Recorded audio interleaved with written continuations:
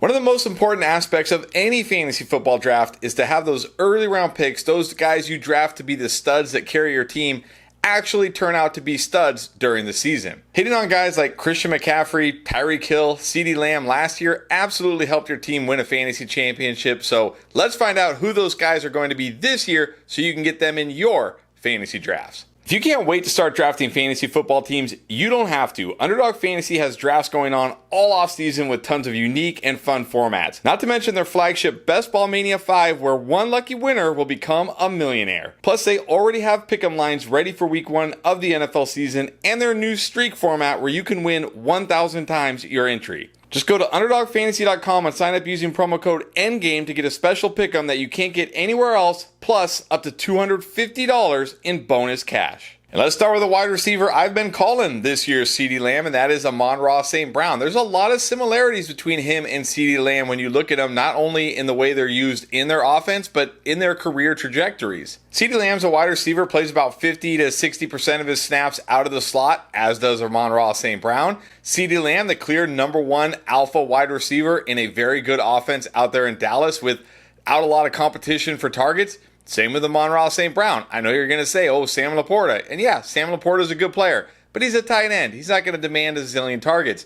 Maybe Jameson Williams actually does something this year, but I don't think it's going to be enough to negatively impact Amon-Ra St. Brown. And we've seen the last 2 years in a row with head coach Dan Campbell, OC Ben Johnson, this is a very good fantasy-friendly offense. And then you look at CeeDee Lamb last year, heading into year 4, which is the beginning of a wide receiver's prime. He had seen every major stat go up every year of his career. Targets, receptions, yards, touchdowns. Every year that number had gone up, and last year it went up again, and he ended up being the best wide receiver in fantasy. Amon-Ra St. Brown, now entering year 4, entering his prime, and also like CeeDee Lamb, has seen an increase in targets, receptions, yards, and touchdowns every single year of his career. There are a lot of similarities between these guys, and you know, it used to be like, hey, slot receivers, they're fine, they're like your, high floor, low ceiling guys in fantasy, but the game has changed. The NFL has changed. It's not like that anymore. Slot wide receivers like CeeDee Lamb and Amon-Ra St. Brown can be absolute studs in fantasy football. I think Amon-Ra St. Brown is going to be that this year. I think when we look back at the end of the season and ask the question, like, who were the guys you had to have if you won a fantasy championship this year? Amon-Ra St. Brown is going to be one of the guys at the top of that list. And I think Jonathan Taylor is also going to be one of those guys at the top of that list. Right now going at pick 13 on all sites, ESPN, Yahoo, and Sleeper, which I think is fair value for Jonathan Taylor. I don't think this is like a smash, whoa, he's going way too low or anything. But I also think he has the potential to far exceed this. Let's not forget, this guy coming out of college was an elite running back prospect, was great as a rookie, was even better in year 2. In fact, the best running back in all of fantasy football in year 2. Year 3 got off to a slow start, then dealt with injuries, missed the end of the season. Of course, last year started the season on the PUP list. When he came back, he got eased into action, but when he finally was fully healthy and ready to go, he was an absolute stud in fantasy once again. When you look at it from weeks 9 on last year, his finish among all running backs were 8, 17, 9, 30, 13, and 3. Those are great numbers. Now, that's not going to be a guy that you're going to be like, oh yeah, he was a league winner, he won me my league. But again, this was him coming back from injury, working back after missing all of training camp, missing almost half of the season. Now he's going to get a full training camp. He's going to be fully healthy, and I love this situation for Jonathan Taylor. I know there's a lot of people worried, like, oh, Anthony Richardson is going to vulture touchdowns. And yes, he'll vulture some touchdowns, but he's not Jalen Hurts. He's not going to tush-push from the one every single time. I kind of compare Anthony Richardson more to like a Lamar Jackson type of rushing quarterback. A guy who can score touchdowns from farther out, but he's not a guy who's going to sneak in a ton of touchdowns. Jonathan Taylor is going to be the guy when they get to the goal line, and Jonathan Taylor is going to be the guy when they're not at the goal line, because who else is taking touches from Jonathan Taylor here? Absolutely no one. Shane Steichen is one of the best offensive minds in the NFL. He squeezed every last drop out of this offense last year with a not fully healthy Jonathan Taylor and Gardner Minshew at quarterback. With a healthy Anthony Richardson, a fully healthy Jonathan Taylor, it wouldn't shock me one bit if Jonathan Taylor was a top 3 running back this year, and you're getting him at, I guess, a semi-discount early in the second round. Back to wide receiver, and let's go with a rookie. Marvin Harrison Jr. now of the Arizona Cardinals. Currently going pick 21 on ESPN, 17 on Yahoo, 15 on Sleeper. While I love that 21 on ESPN, I think that's absolute value right there. I still think it's fair value at 17, 15, the middle of the second round. This guy is an absolute stud. He checks every single box you want from a wide receiver. He can play outside as the X. He can play inside. He can play off the line. He can run all the routes. He's got the hands. He's got everything you need at a wide receiver. And he landed in a fantastic spot here in Arizona with Kyler Murray, who now also will be fully healthy 2 years removed from that ACL injury. This offense is going to center around Marvin Harrison Jr. And like I talked about with Amon-Ra, St. Brown, and CeeDee Lamb, what other targets are there here? Sure, there's Trey McBride. Again, good for a tight end, but he's still a tight end. This isn't a guy who's going to take so many targets away from Marvin Harrison. Then you got guys like Greg Dortch, who's going to play in the slot. And yeah, I like Greg Dortch, but I mean, come on here. Michael Wilson, year 2, I think he's going to be involved, but I don't think he's a threat to Marvin Harrison Jr. Marvin Harrison Jr. could be one of the top receivers in terms of targets, catches, yards, everything. And we've seen other rookie wide receivers in recent years. Justin Jefferson, Jamar Chase, Puka last year. We've seen year 1 wide receivers come out and be great. I think Marvin Harrison does it this year. I think he's going to be another one of those guys you're going to look back and say, yeah, I had Marvin Harrison. That's why I won my fantasy championship. Do you want to win your fantasy league but don't have time to do all the research? Are you tired of drafting mediocre teams and then having to constantly hope you hit it big on the waiver wire just to compete? Do you wish you could have a fantasy expert like Pierre or myself with you while you draft? Well, now you can. With our app Draft Lane and our live draft pilot, we will guide you through every pick of your draft and tell you exactly which players we would pick if we were on the clock. Our proprietary algorithm will take into account your league settings, scoring, and roster requirements to identify the best picks every time you are on the clock to ensure you have a winning team from week 1. It's the closest thing you can get to having us there drafting with you. Get the biggest edge in fantasy football. Just go to your app store and search for Draft Lane and download it today and get ready to dominate your draft. Back to running back, and I know Derrick Henry is old. I know Derrick Henry has a ton of wear and tear, but I'm still drafting Derrick Henry in the early rounds. Going to Baltimore is just such a smash spot for Derrick Henry. Now, I know what the arguments against Derrick Henry are. Well, I talked about 2 of them. He's old, he's got a ton of wear and tear, but the other one, and this is usually a huge one for me, is he's not going to catch many passes. But you know what?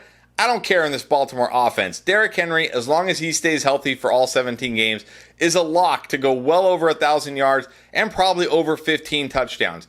Last year, Gus Edwards in this same offense had 13 touchdowns. If Derrick Henry plays 17 games, I don't see how he goes under 15 touchdowns. One thing I love about this offense, what I love about John Harbaugh, is he basically flat out says, doesn't even hide it, we want to run the football when we're near the goal line. Well, he finally has a guy who can do it and do it efficiently. And again, I talked about Lamar Jackson. Lamar Jackson isn't one of those rushing quarterbacks that's going to sneak in 10 plus touchdowns. Yeah, he's going to run for a ton of yards and he's going to get some rushing touchdowns, but they're going to be from a bit further out. He's not a guy you want taking the ball at the 1 yard line with all those big dudes hitting them over and over again.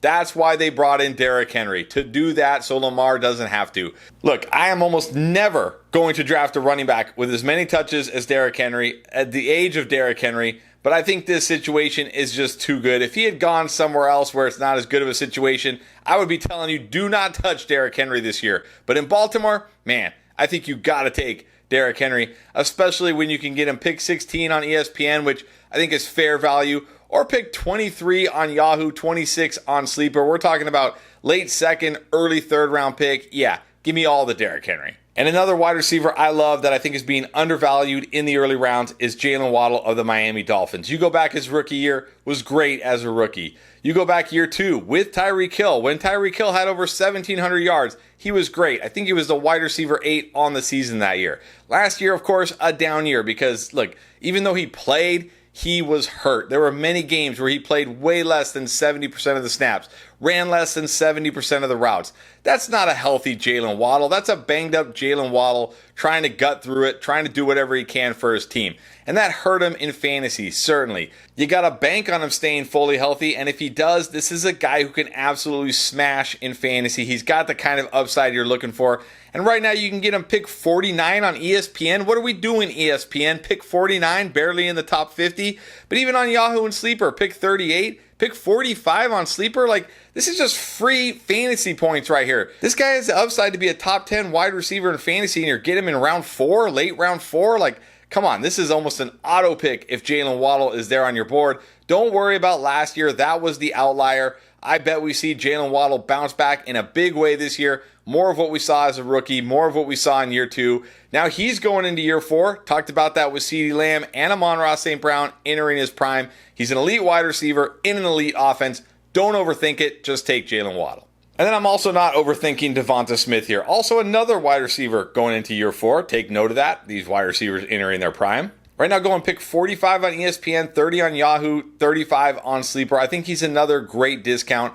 Look, I know the Eagles' offense wasn't what we saw 2 years ago, this offense. It started off great. It looked like the same Eagles' offense, and then it kind of sputtered down the stretch, and it affected everybody. But I expect this offense to bounce back. New offensive coordinator, Kellen Moore. We've seen him have success in Dallas, in Los Angeles. He's a good offensive mind. They're already talking about using Devonta Smith in different ways that are going to get him easier throws, get him the ball in easier spots. And let's not forget, 2 years ago, when this offense was good, he averaged over 15 fantasy points per game. And he was a wide receiver 14 that year. And yes, that was with A.J. Brown. Even last year, for as bad as he seemed, he still averaged over 14 points per game and was a wide receiver 20 in a points per game basis. He wasn't killing you or anything like that. I think we see Devonta Smith more like we saw in year 2, the first year with A.J. Brown, and probably even better, because I think this Eagles offense is going to be better. Head coach Nick Sirianni on the hot seat.